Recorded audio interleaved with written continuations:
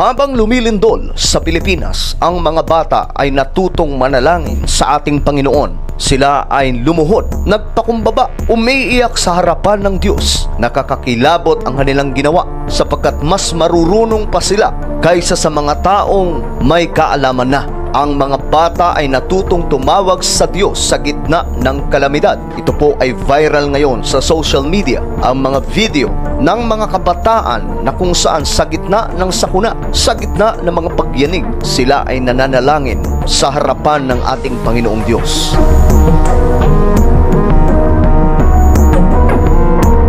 Nung tumama ang mga lindol sa Pilipinas, isa pong nakakamangha ang makikita sa mga kabataan. Ang mga bata, mga gamat musmus pa lamang, wala pa gaanong kaalaman sa mga nangyayari ngayon sa ating mundo. Subalit natuto po silang tumawag sa ating Panginoon sa gitna po ng kalamidad at mga disaster. Ang mga bata ay malalapit sa puso ng ating Panginoon. Sa mga kapalakay, Lord Jesus, ikaw ang